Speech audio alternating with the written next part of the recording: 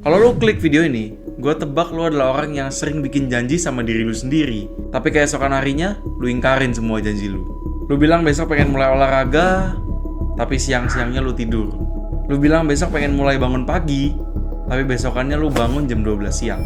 Well, lu berada di video yang tepat. Ini adalah satu-satunya video yang lu butuhkan untuk lu bisa jadi pribadi yang lebih disiplin. Gue percaya, disiplin itu adalah senjata terkuat yang dimiliki oleh umat manusia. Jadi orang yang disiplin artinya punya kemampuan mengontrol diri untuk melakukan sesuatu tanpa peduli mood, tanpa peduli perasaan, tanpa peduli kenyamanan.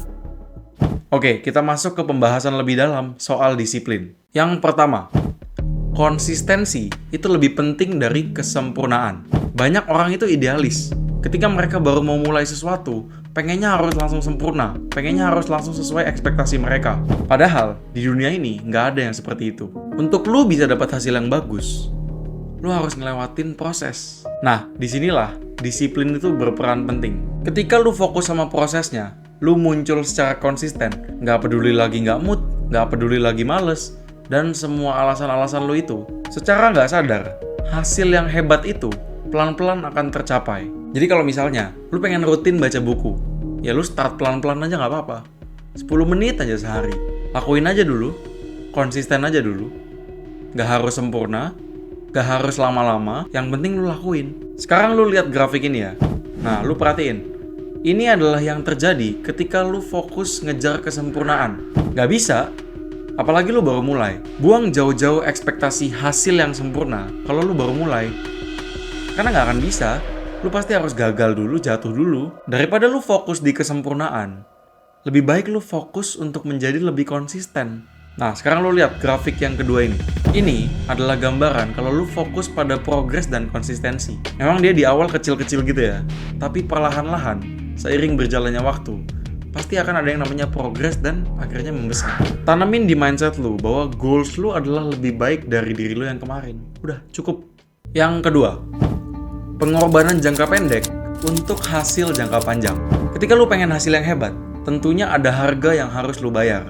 Disiplin itu artinya lu rela membuat pengorbanan kecil hari per hari demi mendapatkan hasil yang lebih besar di masa depan nanti. Gue cerita dikit ya. Dulu tuh gue gak pede ngomong, mau di depan kamera, mau di depan orang, gue gak pede sama sekali. Sampai akhirnya gue baca bukunya Dale Carnegie yang judulnya How to Win Friends and Influence People in the Digital Age. Dari situ gue tahu betapa pentingnya interaksi antar manusia dan personal branding. Akhirnya gue berkorban. Gue latihan public speaking di depan kaca kayak orang gila. Gue beraniin diri gue buat nge-MC, ngomong di depan orang, kenalan sama orang yang gue gak kenal. Yang mungkin sebenarnya kalau ditanya nyaman atau enggak, kalau boleh jujur sih gak nyaman. Tapi gue konsisten ngelakuin pengorbanan-pengorbanan tersebut.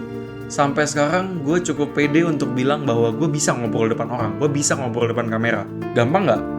Enggak. Cepet gak? Enggak.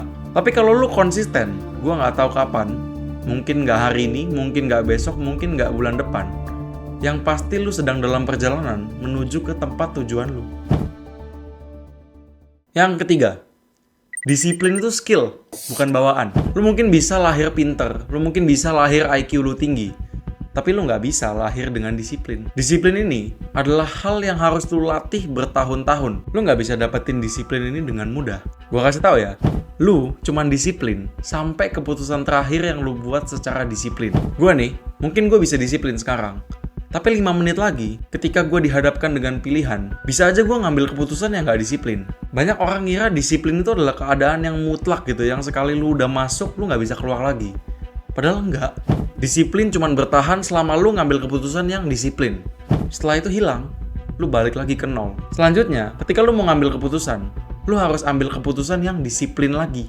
Gak peduli lu udah disiplin sebelumnya, pertanyaannya lu bakal disiplin lagi gak kali ini? Jadi itu, caranya disiplin bekerja. Jadi prosesnya ini nggak gampang, nggak menyenangkan, tapi yang gue jamin pasti efektif. Makanya gue bilang, kalau disiplin itu adalah skill, keterampilan, yang harus lu latih dari waktu ke waktu bertahun-tahun. Lu nggak bisa ngejalanin satu hari yang full produktif terus lu bilang, wih gue udah disiplin nih. Lu besok bisa gitu lagi nggak? Kalau enggak ya lu belum disiplin. Yang keempat, disiplin lebih penting dari motivasi. Mungkin lu pernah ya ketemu video motivasi gitu di sosmed gitu ya. Terus setelah lu nonton itu lu jadi bersemangat banget, berapi-api, lu langsung bikin plan segala macem buat mimpi-mimpi lu. Pertanyaannya, ketika motivasinya hilang, apakah lu akan tetap menjalankan plan itu? Nah, disinilah kedisiplinan lu itu diuji. Disiplin itu nggak peduli mau lu lagi capek, mau lu lagi nggak semangat. Lu lagi capek, do it anyway. Lu lagi nggak semangat, do it anyway. Oleh karena itu, selalu fokus untuk membangun disiplin, bukan motivasi. Ngelakuin sesuatu ketika lu lagi termotivasi itu gampang. Ya orang lu lagi semangat, ya gampang. Permainannya itu baru dimulai ketika lu lagi nggak semangat. Ketika motivasi lu hilang, lu bakal tetap lakuin atau enggak? Motivasi itu bisa hilang kapanpun. Dan kalau lu terus-terusan bergantung sama motivasi, ketika dia hilang, lu kelar dong lu. Motivasi itu seharusnya cuma jadi energi tambahan. Yang mau dia ada atau nggak ada pun harusnya lu tetap ngelakuin hal yang seharusnya lu lakuin. Well, gue nggak bilang motivasi ini nggak berguna sama sekali ya. Di beberapa kasus, memang motivasi itu berguna buat lu start, buat lu mulai. Tapi selanjutnya, itu ditentuin sama disiplin. Nah, sekarang gimana caranya? Gue nggak akan pakai teori-teori apapun, gue cuma akan jelasin dari yang gue alamin ya. Yang pertama, tentuin tujuan lu.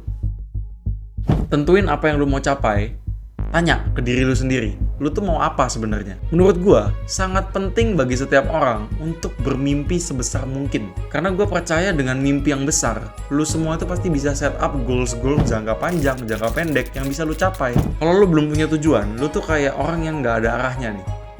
Lu nggak tahu mau kemana, mau disiplin juga bingung mau ngapain gitu kan. Karena lu belum ada tujuannya. Nggak ada purpose. Tapi ketika lu sudah mendefinisikan tujuan lu udah tahu nih arahnya mau kemana, lu tinggal fokus di rutinitas yang membangun dan bisa membantu lu sampai ke tujuan tersebut.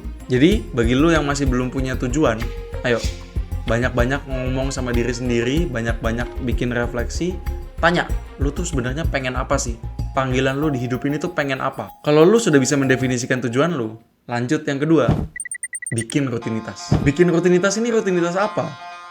Rutinitas yang bisa membawa lu lebih dekat ke mimpi-mimpi lu. Contohnya, kalau gue tuh punya goals pengen sehat.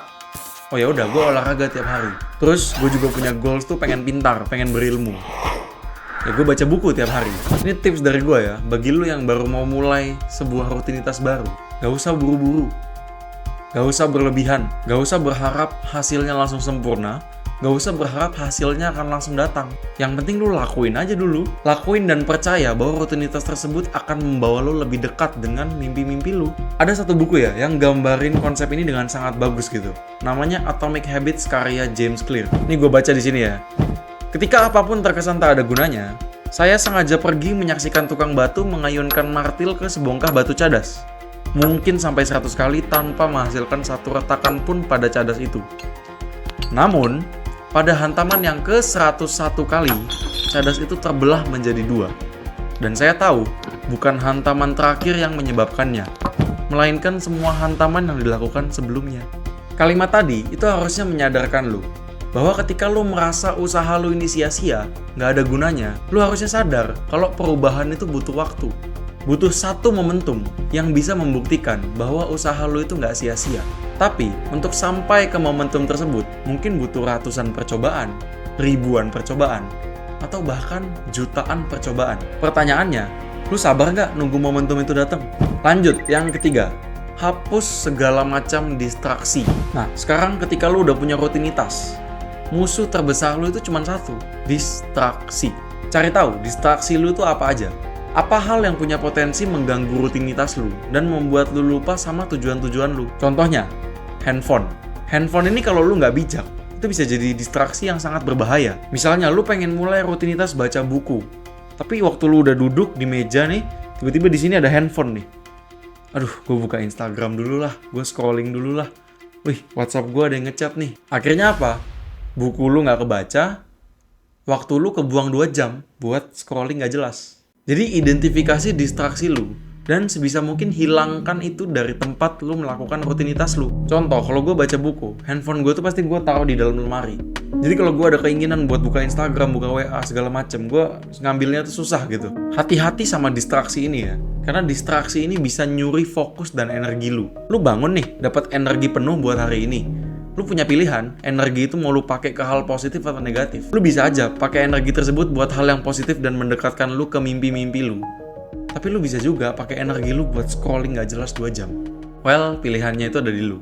Yang terakhir, tanemin di kepala lu bahwa gak akan ada orang yang bisa nyelamatin lu kecuali diri lu sendiri. Satu-satunya orang yang bertanggung jawab atas segala hal yang terjadi di hidup lu itu ya cuma diri lu sendiri. Lu udah tahu goalsnya apa, long term dan short term, lu udah bikin rutinitasnya. Sekarang tinggal lu mau jalanin atau enggak. Gua kasih tahu ya, kalau lu selalu milih hal-hal yang mudah di hidup ini, hidup lu nanti bakalan susah. Karena lu selalu pilihnya hal-hal yang gampang, terus nih ketika ketemu hal yang susah beneran, lu bingung ngadepinnya gimana. Kebalikannya, kalau lu terbiasa buat pilih hal-hal yang susah buat lu lakuin, lu kebiasa sama rasa susahnya. Jadi begitu next time lu ketemu obstacle apa, oh gue bisa kok. Jadi itulah dia, 4 cara ala gue untuk bisa jadi pribadi yang lebih disiplin. Kesimpulannya apa? Disiplin itu adalah bentuk rasa sayang lu terhadap diri lu sendiri yang paling besar. Jadi kalau lu bener-bener sayang sama diri lu disiplin sama diri lu sendiri. Disiplin itu mengesampingkan hal-hal yang lu pengen sekarang untuk sesuatu yang lebih hebat dan besar nanti di masa depan. Tingkat disiplin lu itu determine seberapa komit lu sama mimpi-mimpi lu. Ingat ya, diri lu yang di masa depan tuh lagi berharap sama lu untuk lu nepatin janji-janji lu terhadap diri lu sendiri. Jadi jangan sampai diri lu yang di masa depan nanti kecewa. Itu aja dari gua.